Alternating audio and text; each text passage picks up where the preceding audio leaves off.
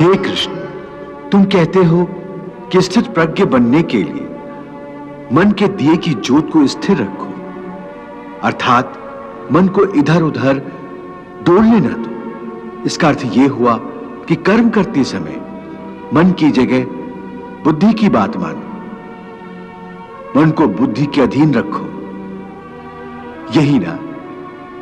नहीं अर्जुन, केवल बुद्धि पर भरोसा करने में भी खतरा है, इसलिए कि विनाश काल आने पर तो मनुष्य की बुद्धि भी भ्रष्ट हो जाती है। अर्थात जब विपरीत समय आता है तो मनुष्य की अपनी बुद्धि ही उसे गलत रास्ते पर ले जाती है। हे मधुसूदन, मनुष्य न तो अपने मन की इच्छा अनुसार कर्म करे, न ही बुद्धि की सलाह माने, तो फिर मनुष्य बेचारा करे तो क्या करे? ऐसी स्थिति में अपनी प्रवृत्ति के विरुद्ध कोई कैसे जीवन व्यतीत करेगा?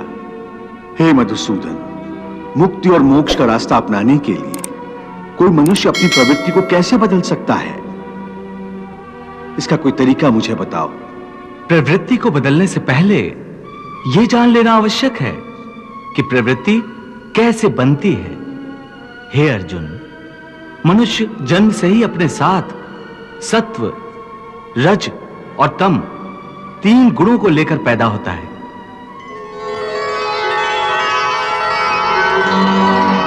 इस सृष्टि की रचना इन्हीं 3 गुणों के आधार पर की गई है।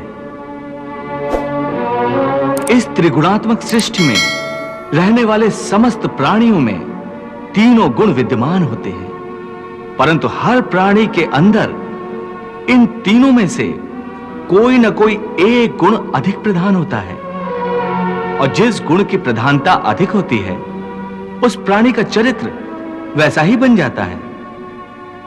रजोगुण प्रधान पुरुष को ऐश्वर्य, ठाट बाट और राजपाट की लालसा होती है। तमोगुण वाला आलसी और प्रमादी होता है। द्वेष, क्रोध जैसी नकारात्मक भावनाएं उसमें कूट कूट कर भरी हुई होती हैं। और सत्वगुण वाला? सत्वगुण ही उत्तम गुण है।